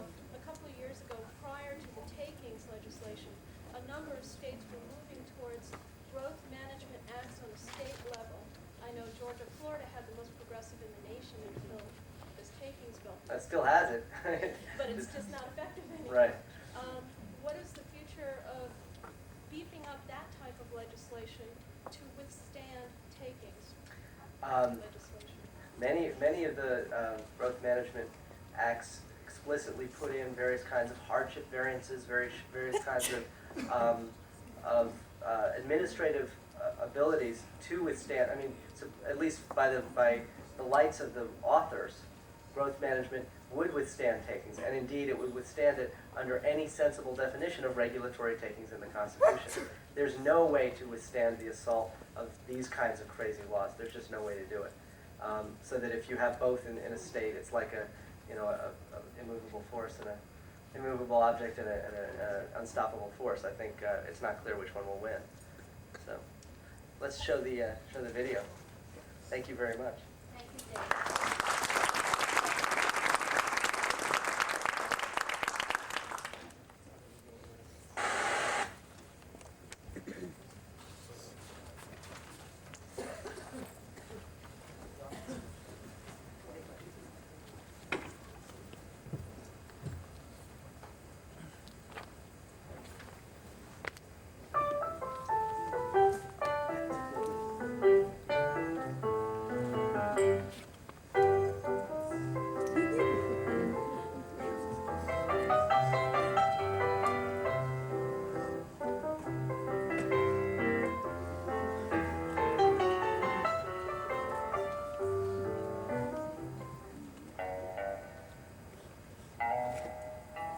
Louisiana wetlands are a national treasure, unmatched in their productivity and beauty. Our culture, economy, and way of life develop from and depend on our wetlands. Despite years of mismanagement and destruction, the barrier islands and wetlands of Louisiana continue to provide more than $1 billion in seafood, jobs, and recreation to the people of Louisiana and the nation each year. The value of wetlands and flood control and hurricane protection to major urban areas such as New Orleans and Houma cannot be calculated.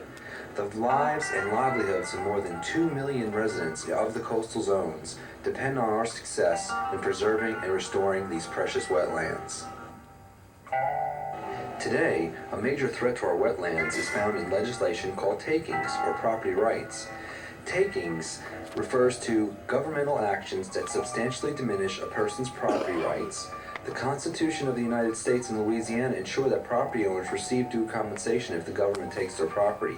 However, special interests are pushing legislation at all levels to create takings where present law does not define them. In essence, these bills would create special property rights where none exist today. These new rights would restrict the public's rights and would definitely cost taxpayer dollars. For example, bills have been introduced that would essentially make enforcement of the Endangered Species Act and Clean Water Act optional at the discretion of the state or the landowner. Other bills would require the government to compensate private property owners for the loss of profits caused by health, safety, and pollution control regulations. In essence, you, as a taxpayer, would be required to pay polluters not to pollute.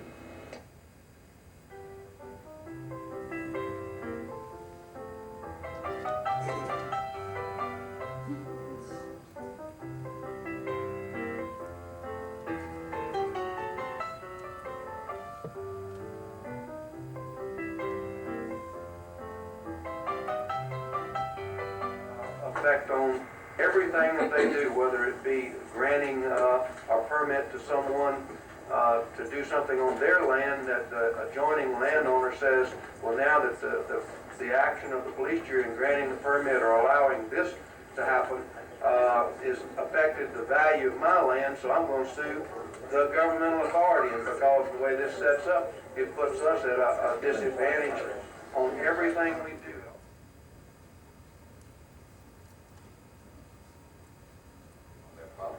But that's not... I mean, I'm trying to find out what, and I'm not familiar with the bill, don't get me wrong. I wasn't here, I heard the amendments, I don't really know what it does, I'm just trying to find out what it does. This bill applies to everything, every agency from the alcohol and beverage permitting. That's why we had to come and get gaming taken out of it, to any water district, levy districts, and the amount of property is so minute, and it takes away discretionary siting from DEQ. We really don't want to wake up and find a landfill in our neighborhood or in our parish that we didn't know anything about. What these bills are doing, sir, these bills are budget busters to state legislatures. What's happening is you've got compensation requests coming in. The state governments cannot afford to compensate everyone, every business that feel they qualify for takings compensation. What is happening is the authors of these bills their main intent is not compensation. They are using compensation as an avenue to deregulate. The deregulation is going to hurt everyone that drinks the water, everyone that breathes the air. I've gotten involved in it because the people that are going to be the most impacted are those people that live outside the fence lines of the industries, the landfills, the railroad tracks, and what have you. And around the country, that has been identified as poor people. It's an economic thing. And what's happening is that as a result of deregulation, which is a result of the excessive cost, everyone is going to suffer. But those people that already suffer disproportionately are going to suffer even more.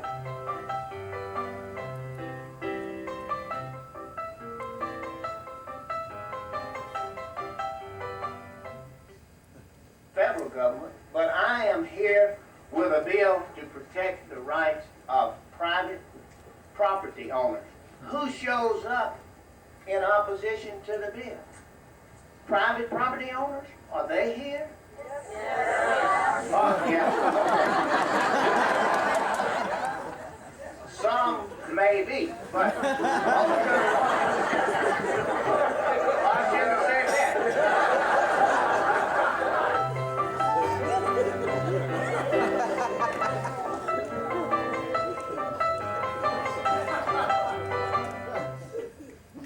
Someone from the fiscal office, and we may call on him just a little bit later, just to be a little bit more specific. Senator, just to say that that's not our fiscal note. That is not your fiscal note. Who does fiscal notes besides the fiscal office? Huh? I got it.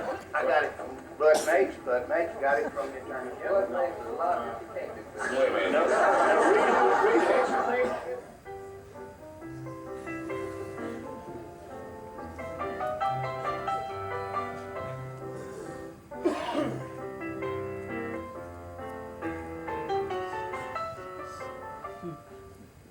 She in support? Yes. Okay. Okay, well, go ahead, ma'am. Try to be brief if you I can. certainly will. I'm Florence Robinson. I'm a property owner in an unincorporated rural area, and at least part of my land is wetland. And I want to thank whoever conceived of this bill and so carefully worded it. I really appreciate this bill. I'm a staunch supporter of this bill. This bill gives us citizens a new tool. And gentlemen, I promise you, just as soon as this bill becomes law, we citizens and property owners who live within 4 miles of any chemical industry, landfill, Superfund site, incinerator, or anything else that is an environmental hazard or nuisance or anything perceived as an environmental hazard or nuisance, and we're going to have more New York lawyers that you can shake a stick at coming down here, finding creative ways to use this law so that we can receive just compensation for our devalued property. I'd like to further say that in the last couple of years I've become very good friends with some CEOs of some really big chemical companies, and I've become very sensitive to their problems. And this bill will help my friends to unload some of their contaminated property and all the liabilities thereon onto the state. Thank you very much for this bill.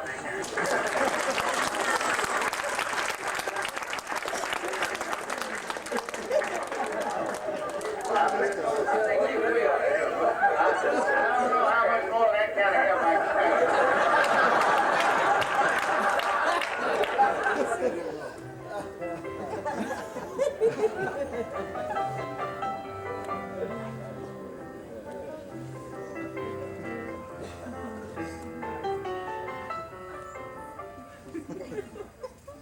that they always bring visual aids to the meetings, and as a result of last week's comment, if we pass it, they will come. This is the New York attorney. Louisiana don't know what's coming. And you see the bottom half? Where the little smile is at, you can just cut that off, because that's what he's going to focus on, the bottom half. That $40 million pot of money that we have reserved for coastal restoration project. But we are going to be increasing the value of that property, are we not? For this guy right here in the island. No. For the people who own the property, aren't we, isn't coastal restoration going to increase the value of the property owner? The lady was, not the lady that brought, but the lady that was with you. I didn't bring that lady. She was hurry up and pass it, I'm going to get the lawyer. Yeah.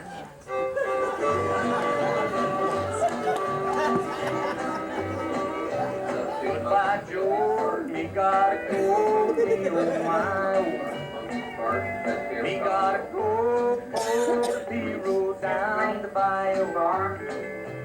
My Yvonne, the sweetest one, oh my oh.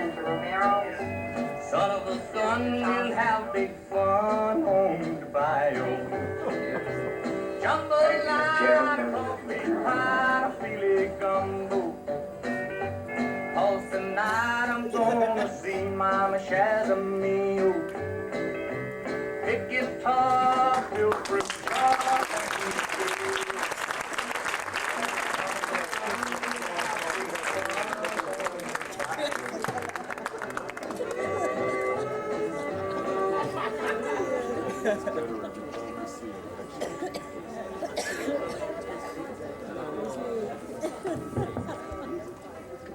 That gives you a sort of a sense of what you can do with a little creative sense of humor.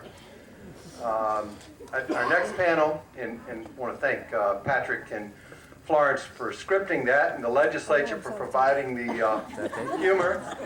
You have to admire a legislator who promotes a bill and then realizes he's had it